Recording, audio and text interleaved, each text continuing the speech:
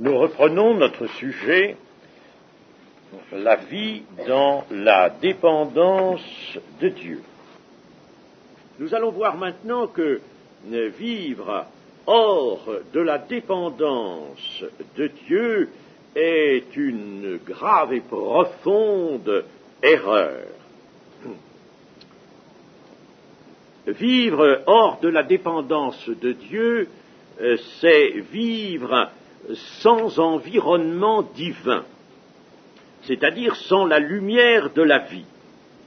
Et c'est ce qui arrive chez le chrétien non suffisamment averti et qui s'efforce de se procurer la force spirituelle dont il a besoin par un resserrement de sa volonté ou par un effort qu'il produit lui-même.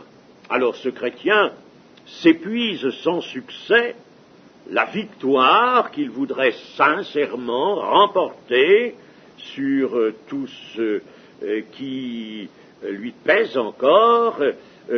Cette victoire lui échappe sans cesse, son âme reste languissante.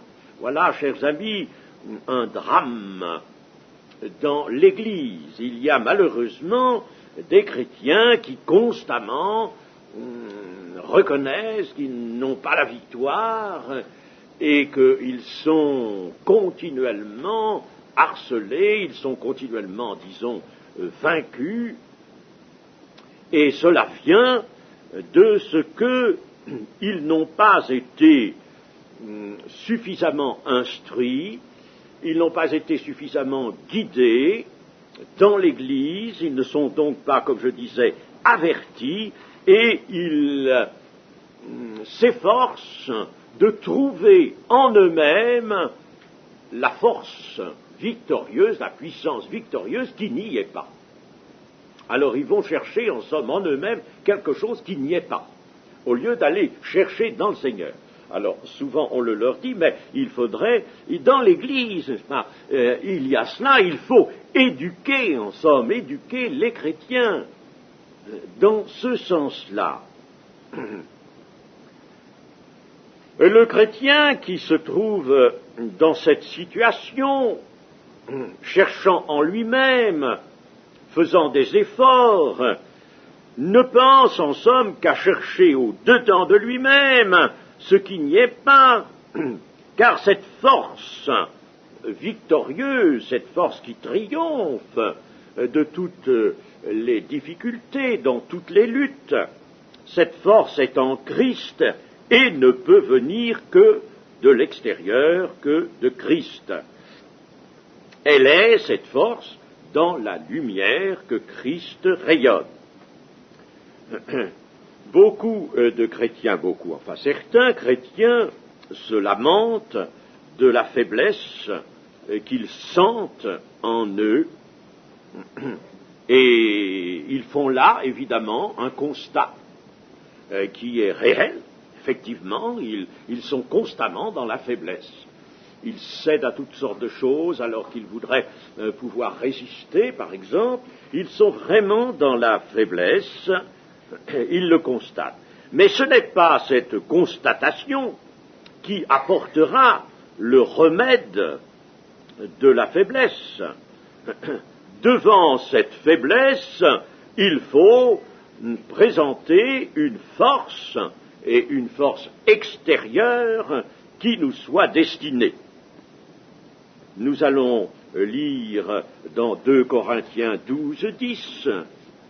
C'est pourquoi je me plais dans les faiblesses, dans les outrages, dans les calamités, dans les persécutions, dans les détresses, pour Christ.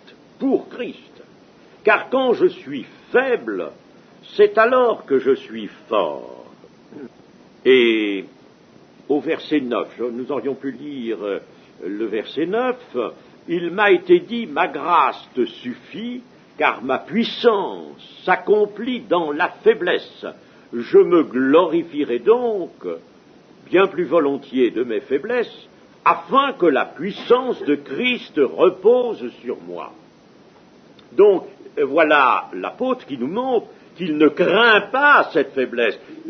On peut en faire le constat, bien sûr, mais il ne la craint pas, cette faiblesse. C'est une capacité à vaincre, parce que il ne peut pas l'avoir en lui, ne peut pas la trouver en lui. C'est une puissance, la puissance de Christ, qui repose sur lui, c'est-à-dire qui vient en lui. C'est cette puissance qui lui permet de tout dominer. Psaume 18, verset 2. Je t'aime, ô Éternel, ma force.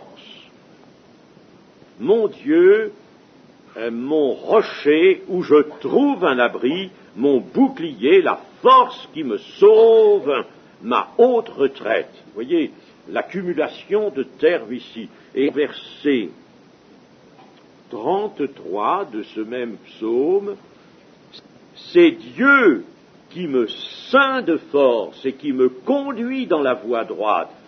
Dieu qui m'entoure de force et qui me ceint de force, l'expression veut dire qui me met une ceinture de laquelle j'obtiens la force. Il me ceint de force, il me met une ceinture qui me permet de déployer la force. Le prophète Ésaïe, au chapitre 40 et au verset 31.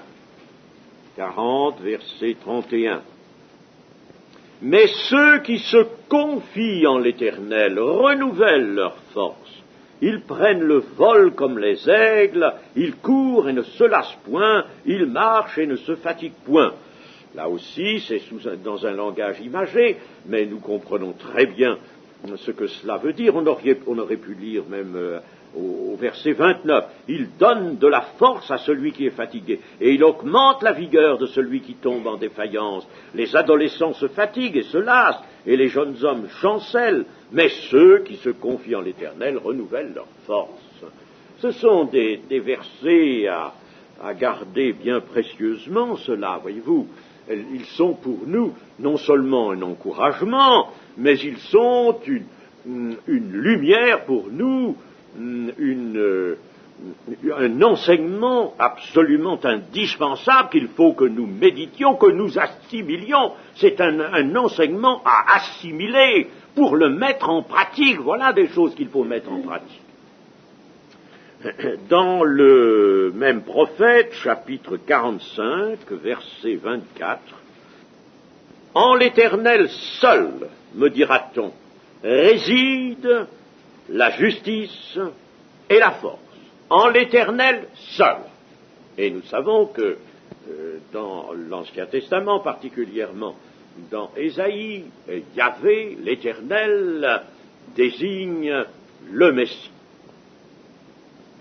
Dans l'Épître aux Éphésiens, au chapitre 6 et au verset 10, « Au reste, fortifiez-vous dans le Seigneur et par sa force toute puissante. » Une recommandation dans le même ordre d'idées, et qui est formelle, fortifiez-vous. Le Seigneur nous dit fortifiez-vous. Alors ça, il faut l'apprendre à se fortifier. C'est très beau de le lire, mais il faut vraiment entrer dans la réalité qui nous est ainsi présentée. Il faut entrer dans cette réalité, effectivement. Eh bien, pour cela, il faut apprendre, petit à petit, par le moyen de la foi, la confiance en Dieu. C'est ça qui manque souvent. Nous ne savons pas nous confier en Dieu. On saurait à la rigueur se confier en quelqu'un que l'on voit, en un autre être humain, mais se confier en Dieu qu'on ne voit pas. Il faut l'apprendre. C'est quelque chose que la chair ne sait pas faire, et c'est quelque chose que l'esprit peut faire très bien, mais il faut l'apprendre petit à petit, expérience par expérience, jour après jour. Il y a beaucoup de chrétiens qui voudraient que, par un coup de baguette magique, on fasse disparaître tout ce qui les travaille, tout ce qui fait leur état de faiblesse. Mais ce n'est pas possible. On peut leur donner le conseil. quand vous venez, par exemple, à la prière, et vous pensez que il va y avoir un changement radical en vous, alors que jusque-là vous étiez faible, abattu, incapable de surmonter la moindre petite difficulté, morale ou autre, spirituelle notamment, et que, alors, venant à la prière, tout à coup, vous allez sortir de là fort, vainqueur. Mais Dieu ne peut pas vouloir cette chose-là. Dieu peut vouloir que, par la prière, en effet, vous soyez éclairés, vous soyez guidés, vous soyez aidés. Mais il faut que vous fassiez vous-même l'expérience qui vous conduira à cette science, à cette possibilité de recueillir, de puiser en Christ la force victorieuse nécessaire. Cela s'apprend jour après jour, plus ou moins vite. Ça dépend des personnes, ça dépend de la mesure de foi aussi. Mais demandez à Dieu une grande mesure de foi. Mais seulement, si vous ne vous y appliquez pas jour après jour, et comme je vous disais, expérience par expérience, circonstance, chaque fois que vous vous trouvez dans un état de dépression, en somme spirituelle ou morale, et dans un état d'affaiblissement, surtout vis-à-vis des convoitises, des tentations, vis-à-vis de toutes sortes de décisions que vous devriez prendre et vous n'en sentez pas la force, eh bien, chaque fois, il faut que là, vous apportiez à Dieu votre confiance. Naturellement, vous avez la ressource de la prière, vous apportez à Dieu votre confiance, et là, il faut absolument que vous remportiez une victoire. Et puis demain, il y en aura une autre à remporter, et après-demain, il y en aura encore une. Et c'est de victoire en victoire, d'expérience en expérience, que vous arriverez à savoir vous confier en l'Éternel, vous lier vraiment à Christ et tirer de Christ, obtenir de Christ cette force qui vous est indispensable.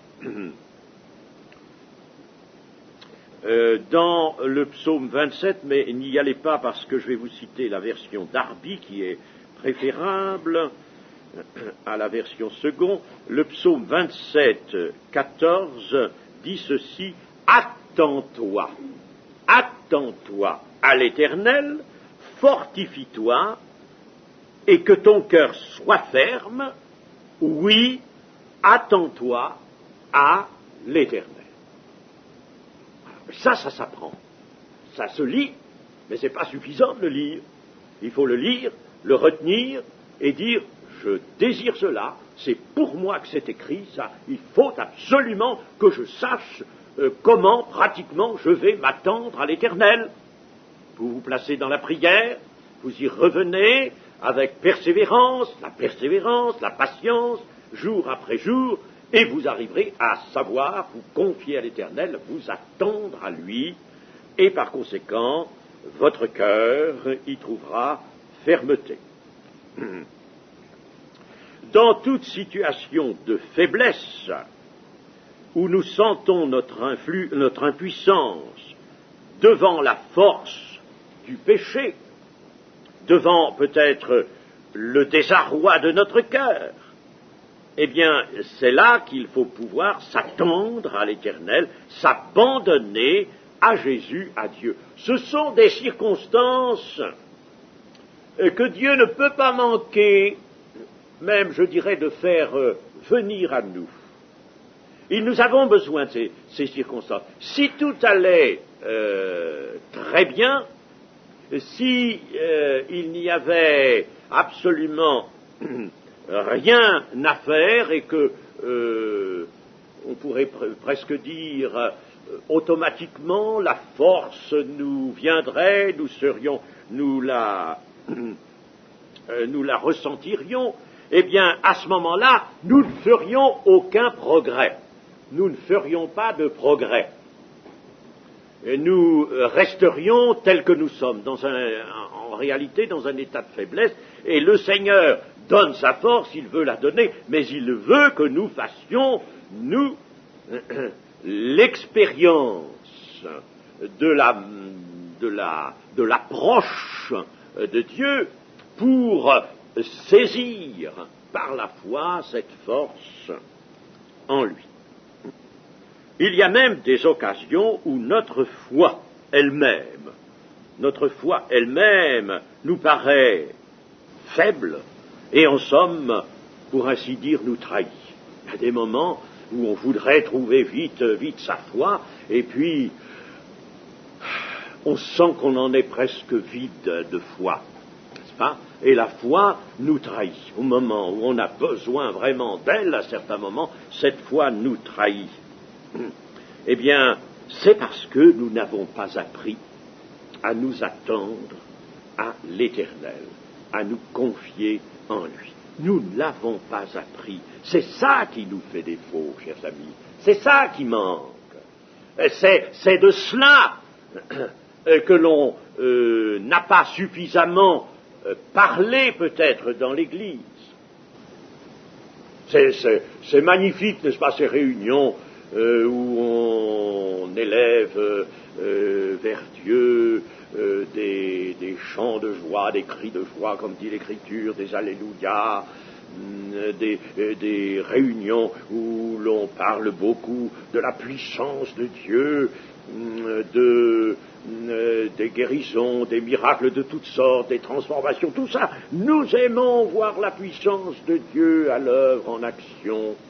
Mais cette puissance, elle a besoin de s'insinuer dans les vies tout au fil des jours, tout au long des jours. Elle a besoin de s'insinuer en nous et de venir régler nos difficultés, nos problèmes, pour que nous restions vraiment chrétiens, pour que nous restions vraiment ceux qui vivent selon l'Évangile. La force, nous le chantons, la force vient de Christ, mais la force a besoin de s'insinuer. C'est pas toujours la force éclatante, la puissance éclatante de Dieu qu'il faut exalter. C'est cette puissance à usage journalier, cette puissance dont nous avons besoin dans notre vie, dans notre existence. Est-ce que vous voulez voir des chrétiens qui sont remplis d'enthousiasme et qui sont très exaltés au cours d'une réunion où l'on porte très haut les manifestations éclatantes de la puissance de Dieu. Puis alors après, ces mêmes chrétiens, vous les retrouvez dans leur maison, dans leur appartement, les larmes aux yeux ou faibles, ne sachant que faire. Alors, qu'est-ce que c'est que ça? C'est haut et c'est bas, là. C'est pas ça. Nous parlions ce matin avec des frères de ces réunions occasionnelles que certains font dans des grandes rencontres. Alors à ce moment-là, c'est magnifique, n'est-ce pas? On ne parle que de la puissance de Dieu, la puissance naturellement visible, se manifestant avec grand éclat. Alors tout le monde est dans l'enthousiasme, on chante, on délie sa bourse à ce moment-là aussi, n'est-ce pas? Tout va bien, tout est magnifique, tout est grand, tout est superbe, chers amis. Oui, et puis alors quand on est chez soi, pendant des jours qui se succèdent, alors on végète spirituellement, on se traîne spirituellement. Eh bien ça ne va pas. La vie chrétienne n'est pas cela. La vie chrétienne n'est pas faite de ces moments de grand enthousiasme et d'exaltation au milieu de toute une chaîne de jours où la foi se traîne, de jours où le cœur est rempli de tristesse et de lamentation. Alors c'est très beau aussi de dire à un chrétien d'être joyeux, d'être heureux, mais encore est-il qu'il faut qu'il le puisse. On dit quelquefois cette parole que je n'aime pas, je vous dirais. Un chrétien triste est un triste chrétien. C'est pas vrai, ça, chers amis. Je m'inscris en faux contre ça.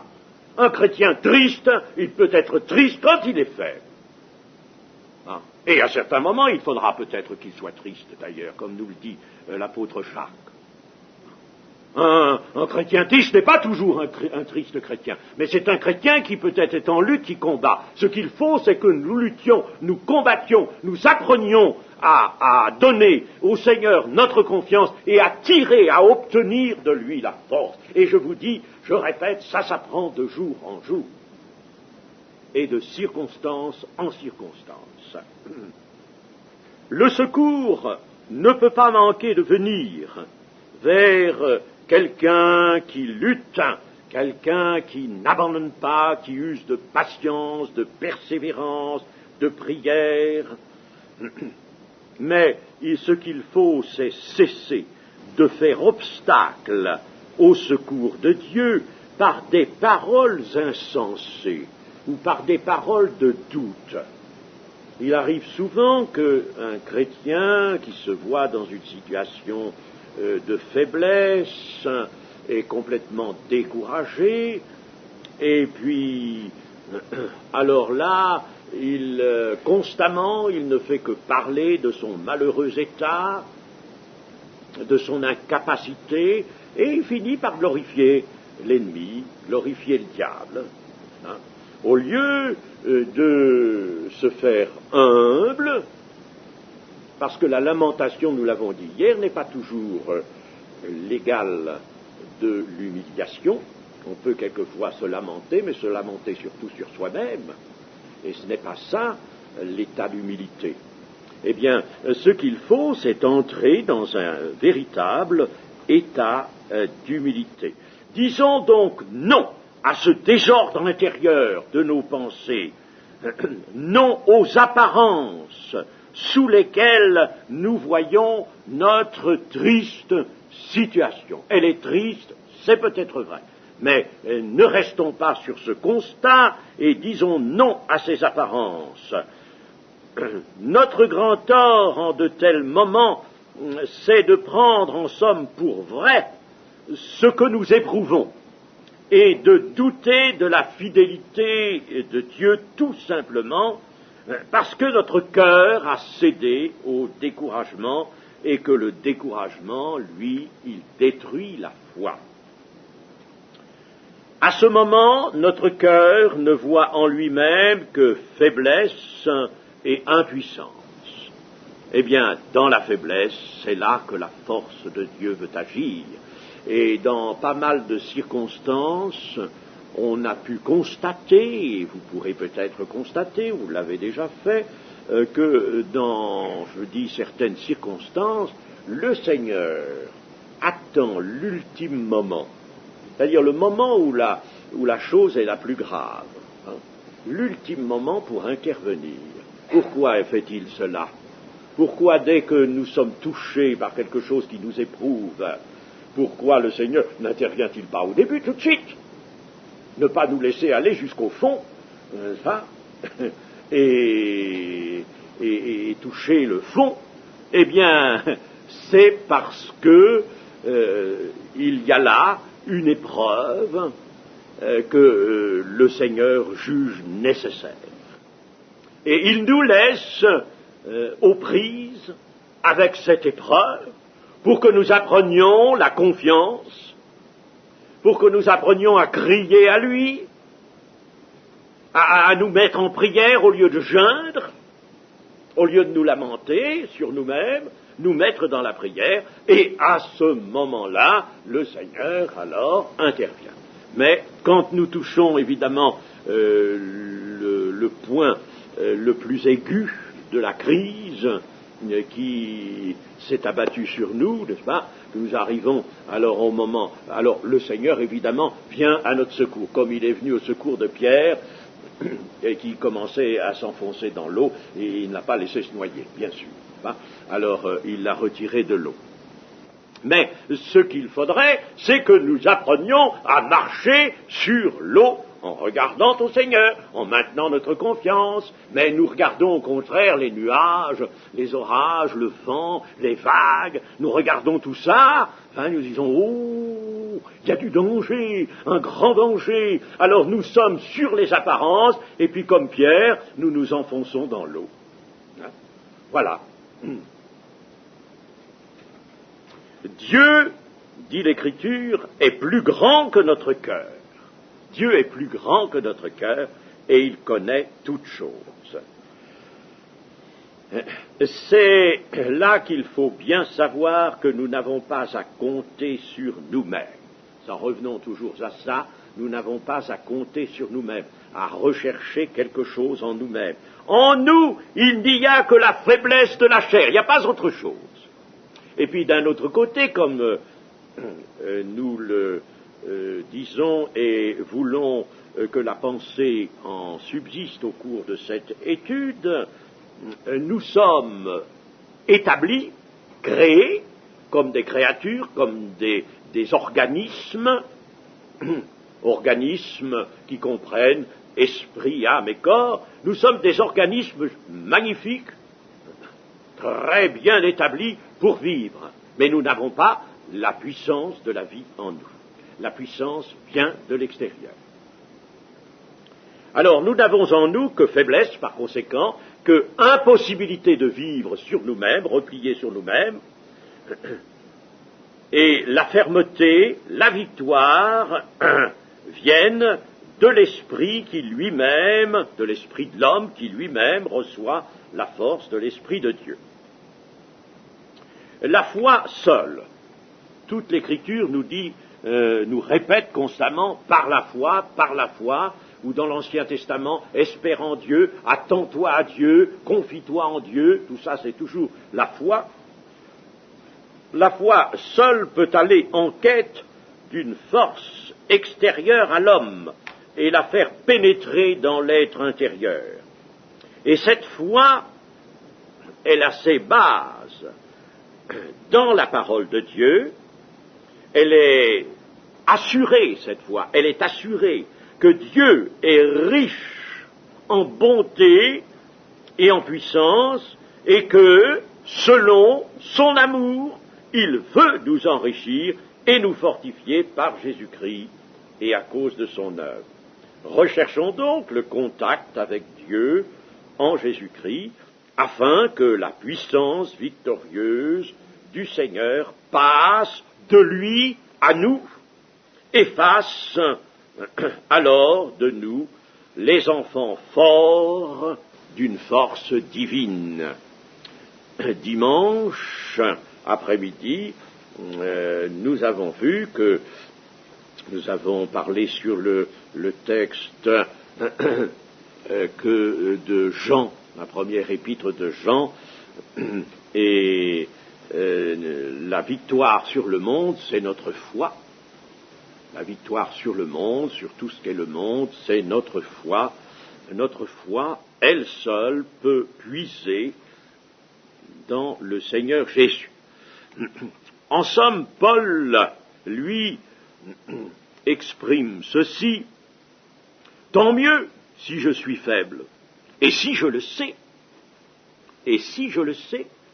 si je l'admets, tant mieux, car je peux m'attendre à Dieu, ce que je ne ferais pas si j'étais fort, si je me sentais fort. Si je me sentais fort, je ne m'attendrais sûrement pas à Dieu. Et Dieu le sait bien, ça. Dieu le sait très bien.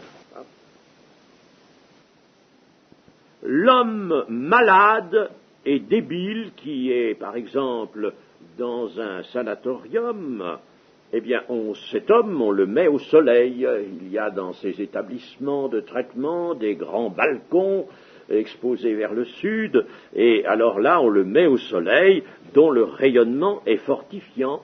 Eh bien, nous-mêmes, hommes débiles sans Dieu, exposons-nous au soleil de justice, à la lumière de Christ, attendons-nous à un apport magnifique de force et de courage. Notre faiblesse humaine n'a pas de solution en nous. Elle n'a pas de solution. Elle est incurable. Il lui faut le constant rayonnement de l'amour du Seigneur. Et puis, il y a un rôle aussi qui est accordé à la foi.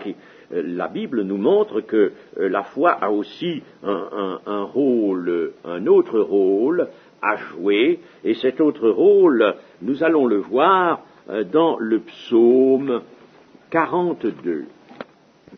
Pourquoi t'as battu mon âme, et gémis-tu au-dedans de moi? Espère en Dieu, car je le louerai encore, il est mon salut et mon Dieu.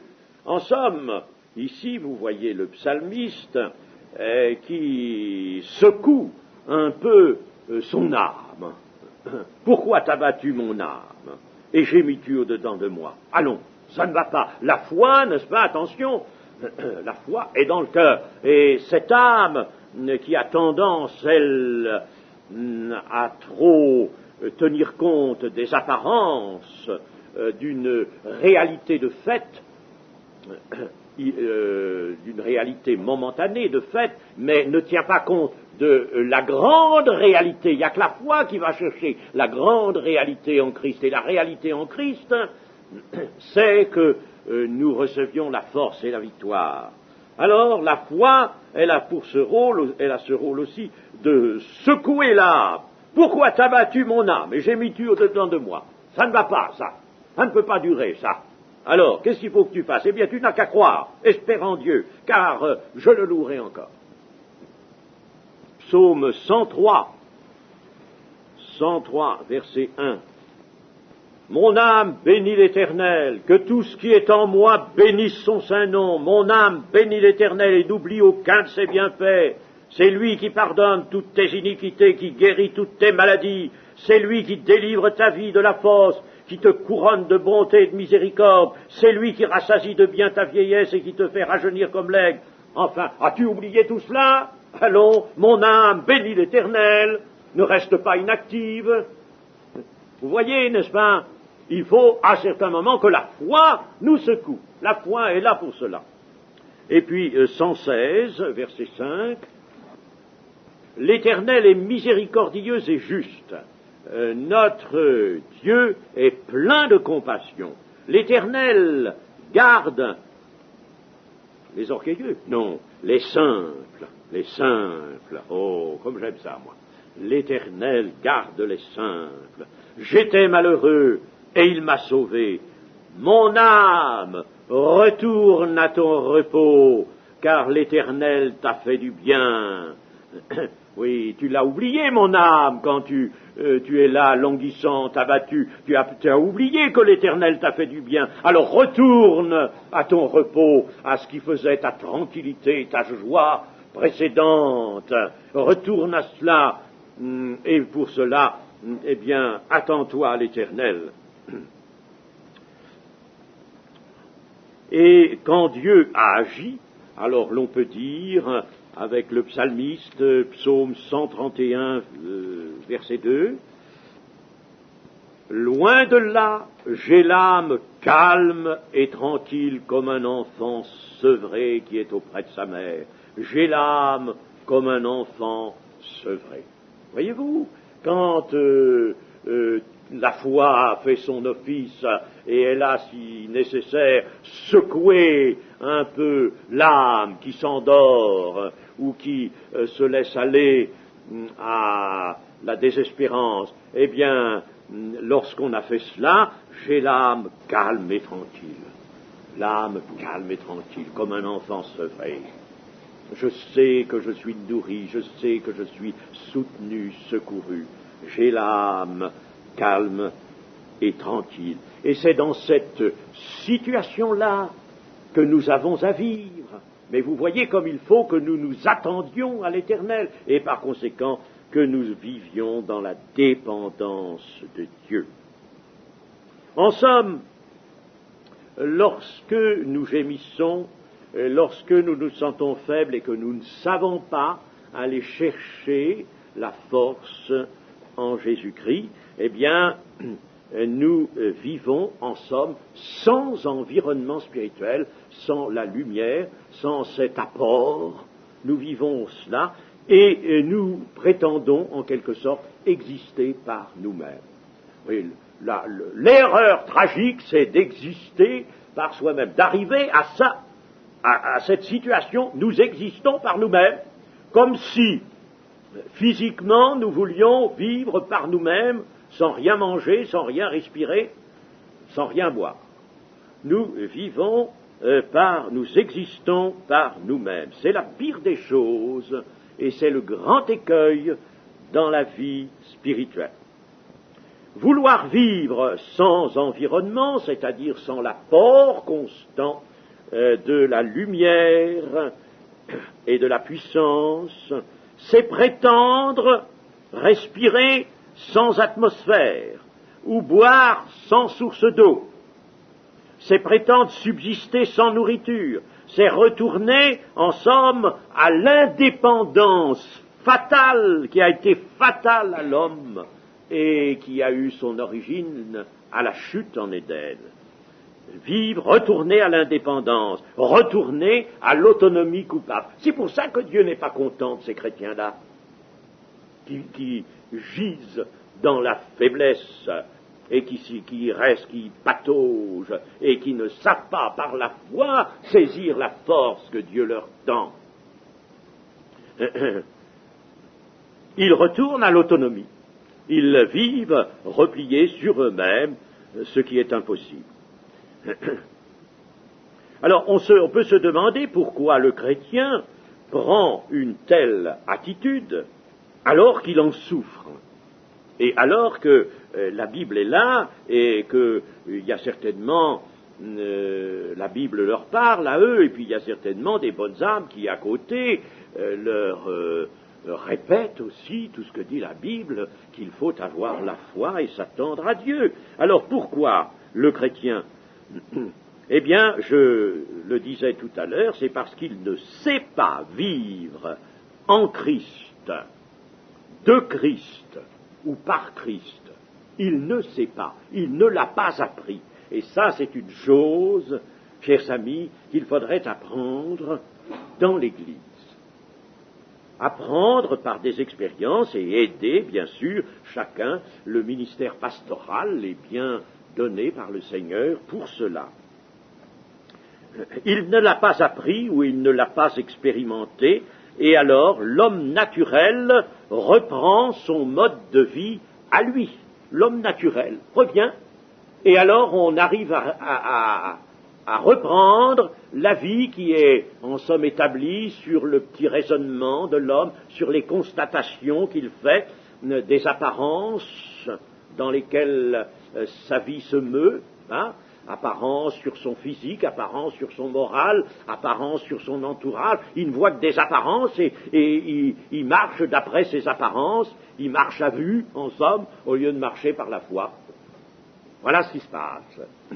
Et ce chrétien-là, je ne dis pas qu'il n'est pas chrétien, c'est un chrétien, mais un chrétien qui se traîne, et c'est ce chrétien-là, ou plutôt à ces chrétiens-là que parle l'Épître aux Hébreux comme ceci. Nous avons beaucoup à dire là-dessus et des choses difficiles à expliquer parce que vous êtes devenus lents à comprendre. Vous, en effet, qui depuis longtemps devriez être des maîtres, vous avez encore besoin qu'on vous enseigne les premiers rudiments des oracles de Dieu. Vous en êtes venus à avoir besoin de lait et non d'une nourriture solide. Or, quiconque en est au lait n'a pas l'expérience de la parole de justice, car il est un enfant. Il n'a pas l'expérience, il n'est pas venu dans l'expérience de la parole de justice, mais la nourriture solide est pour les hommes faits, pour ceux dont le jugement est exercé par l'usage à discerner ce qui est bien de ce qui est mal. L'expérience de la parole de justice. Faire entrer toute la parole de Dieu en expérience, dans notre expérience personnelle.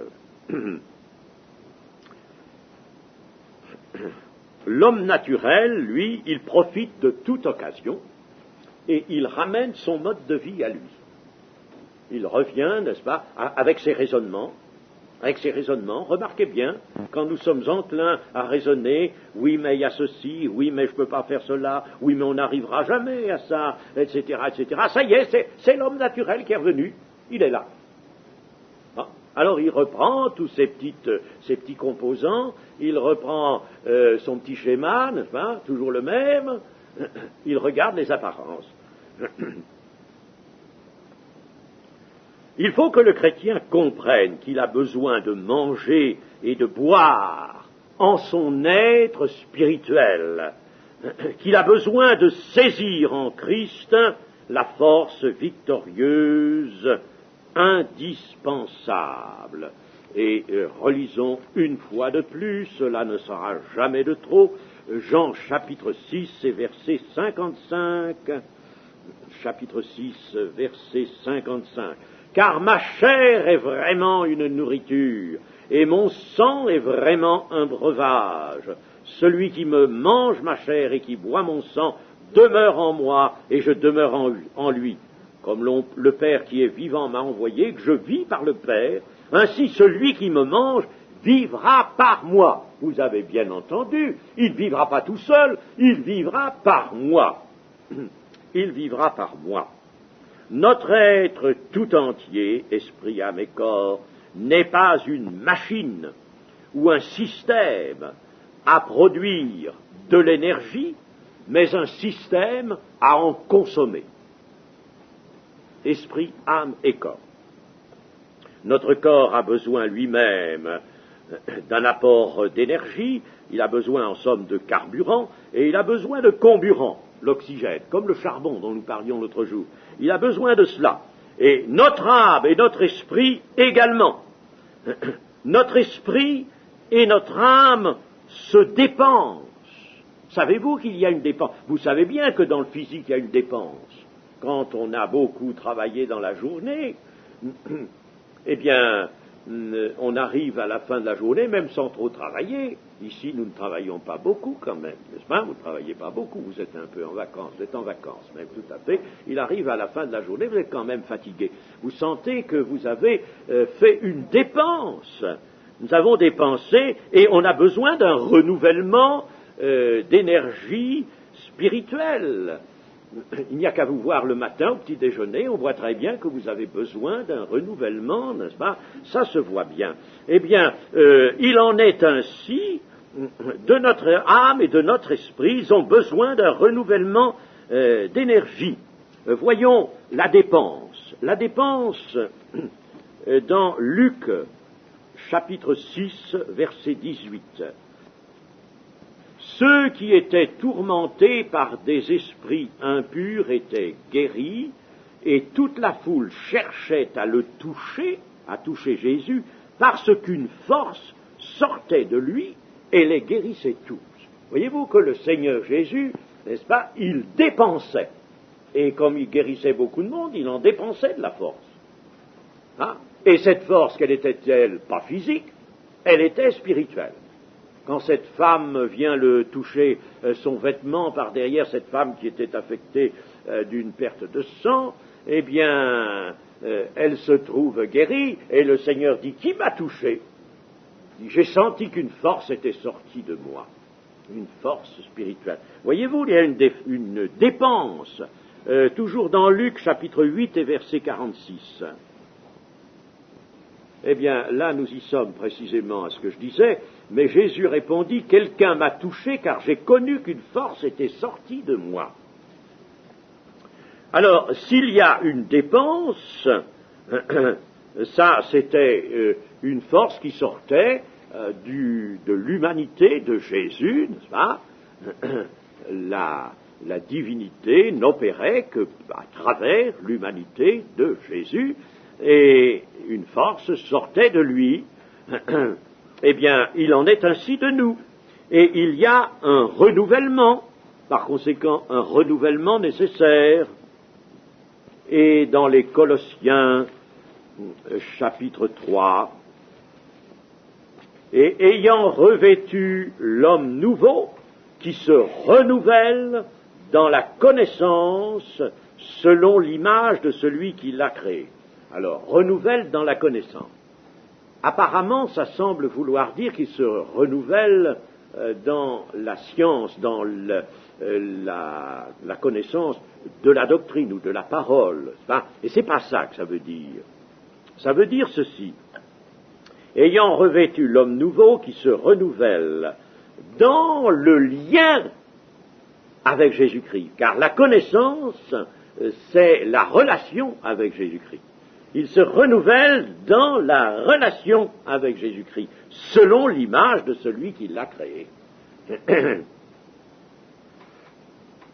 Nous ne sommes pas, avons-nous déjà dit, des créateurs, mais des créatures. Et ça, c'est acclamé parce que l'homme aujourd'hui veut se voir, lui, créateur et non pas créature. Il ne veut pas se voir créature. Mais nous, chrétiens, il faut bien que nous sachions que nous sommes des créatures, si bien que la communion est une impérieuse nécessité. C'est dans la communion avec le Père et avec le Fils que le transfert des forces utiles s'effectue vers nous. Dans la communion, s'il n'y a pas la communion, il n'y a pas le branchement, si je puis dire. C'est dans cette communion que les forces vont nous affluer vers nous. La communion est donc une nécessité selon la loi d'amour. Tu aimeras le Seigneur ton Dieu de tout ton cœur, de toute ta pensée, de toute ta force. Et elle est aussi une nécessité scientifique, disons le mot, une nécessité absolument objective. Alors, chers amis, il y a un grand problème là qui surgit, et ce problème est un problème qu'il faudrait que, je ne sais pas moi, tout le monde évangélique reconsidère. Il faudrait reconsidérer ce problème. Le problème de la communion, c'est-à-dire d'une relation vivante, effective avec le Christ. Une « demeurez en moi et je demeurerai en vous ». On en parle certes, mais il faudrait arriver à une réelle mise en pratique de cela. Et le problème auquel je fais allusion est le suivant. La communion est quelque chose d'absolument vital et indispensable. Voyez, Jean 6, que nous avons lu tout à l'heure, de même que le Père m'a envoyé et que je vis par le Père, celui qui me mange vivra par moi. Hein? Donc, le Seigneur Jésus reçoit du Père, lui, dans son humanité. La vie, je ne dis pas dans sa divinité, il fait partie de Dieu, il est de l'essence de Dieu. Bon, mais dans son humanité, il reçoit la vie du Père, et la vie pleine et entière, la vie parfaite du Père. Et il est là, il n'est pas venu, lui, pour faire une expérience personnelle, et pour vivre au milieu des hommes, parce que ça l'intéressait. Non pas, ça ne l'intéressait pas pour lui. Pas pour lui qu'il est venu, c'est pour nous. Et alors, de lui-même, étant donné alors à ce moment-là que l'expérience qu'il fait dans son humanité est prise en compte par la divinité qui est en lui, cette expérience, le fruit de cette expérience, il le donne aux autres hommes. Voilà ce qui se passe. Son humanité est un creuset. Et quand dans ce creuset, tout s'est élaboré, une vie nouvelle s'est élaborée, l'homme nouveau, une vie nouvelle s'est élaborée dans ce creuset qu'est l'humanité de Jésus. Alors, la divinité s'empare de ça, et la divinité qui est esprit communique cela. C'est pour ça que c'est l'esprit qui prend ce qui est à Christ et qui nous le donne. La divinité, l'Esprit de Dieu communique cela. Donc, le grand problème, c'est la communion. Et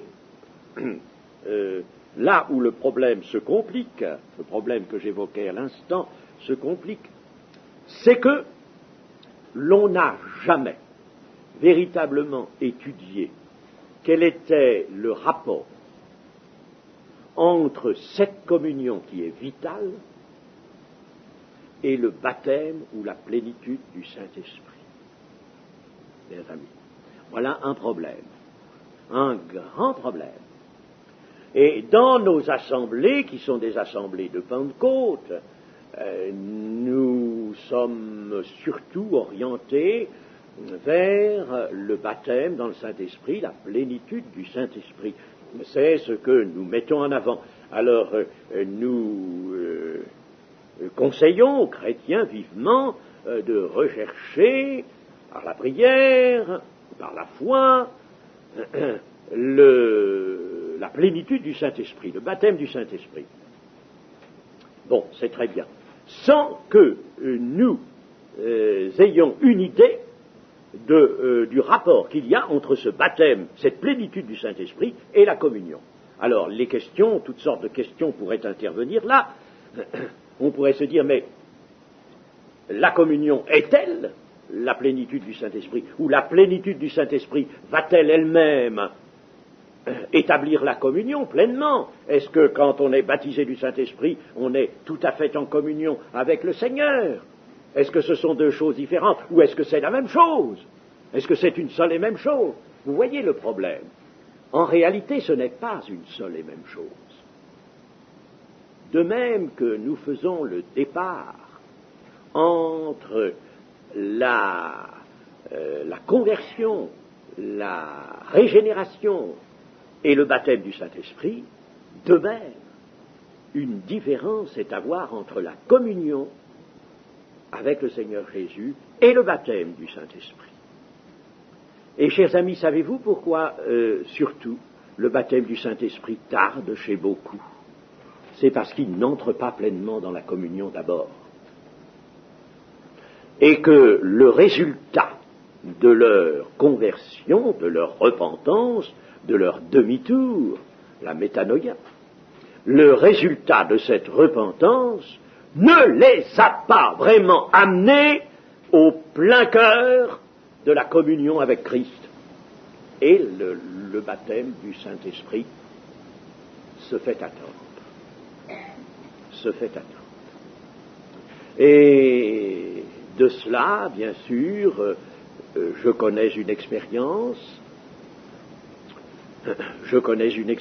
une expérience a été faite de cela, des chrétiens qui cherchaient depuis assez longtemps le baptême du Saint-Esprit, on les a d'abord amenés à une communion, c'est qui n'a pas été si simple, ça n'a pas été si rapide non plus, mais une fois ces chrétiens arrivés vraiment, ceux qui sont arrivés à la communion, mes amis, ça n'a pas tardé, le Saint-Esprit est tombé sur eux, tombé, c'est l'expression, est tombé sur eux. Et alors là, vous savez, ils ont été vraiment remplis du Saint-Esprit. Bien sûr, le problème que j'évoque là, de cette différence à voir entre la communion et la plénitude du Saint-Esprit par le baptême du Saint-Esprit, bien sûr, ça ne veut pas dire que le Saint-Esprit soit deux choses et soit divisé. Quand il y a plénitude du Saint-Esprit, le Saint-Esprit est là dans la communion s'est faite et la plénitude du Saint-Esprit s'est réalisée. Elle s'est réalisée en vue du témoignage, mais non pas en vue de réaliser une vie chrétienne qui ne l'est pas par la communion. Et ça, vous voyez, et ce point-là est excessivement grave, chers amis. Alors, on arrive à ceci, c'est que l'on parle du baptême du Saint-Esprit, bien sûr, on le recherche, on a raison de le rechercher. Mais lorsque ce baptême du Saint-Esprit est survenu, et on en juge souvent par le parler en langue, mais le parler en langue qui quelquefois a été une petite chose, une toute petite chose, bien petite chose. Enfin bref, on voit que des personnes sont baptisées dans le Saint-Esprit, et puis alors après, on dit c'est fini, c'est clos, on n'a plus à s'occuper de rien, c'est fait, il y a eu le baptême d'eau, il y a le baptême du Saint-Esprit, tout est réglé. C'est réglé, l'expérience est complète, bon maintenant, suivons laissons-nous aller au fil des temps. Et chers amis, alors là, c'est là que ça ne va plus du tout. D'abord, la plénitude du Saint-Esprit, vous savez, elle s'affaiblit elle-même, et le livre des Actes nous le montre, au chapitre 4, les apôtres prient pour être remplis du Saint-Esprit, ils l'avaient été au chapitre 2, le jour de la Pentecôte. Et ils prient à nouveau pour être remplis. Parce que ça a baissé, parce que ils ont dépensé, et il faut qu'ils reviennent à cette plénitude du Saint-Esprit pour leur œuvre extérieure, pour leur témoignage. Vous voyez, il y a de gros problèmes qui sont là posés. De toute manière, disons ceci, pour conclure ce matin, qu'il faut, avant toute chose, que nous soyons établis dans une vie chrétienne authentique. Et authentique, c'est-à-dire telle que Dieu la veut, telle que Dieu lui-même en a fixé la forme, le dessin, les bases. Il faut que nous soyons établis sur vraiment le vrai fondement de Dieu, fondement de Christ et des apôtres, dans une vie chrétienne authentique. Et avec, naturellement, à la clé, la communion, la relation vivante avec le Christ. Et puis à ce moment-là, le baptême du Saint-Esprit ne fait aucune question, aucun problème. Absolument aucun problème. Seulement, alors après, j'ajouterai, conservez-le.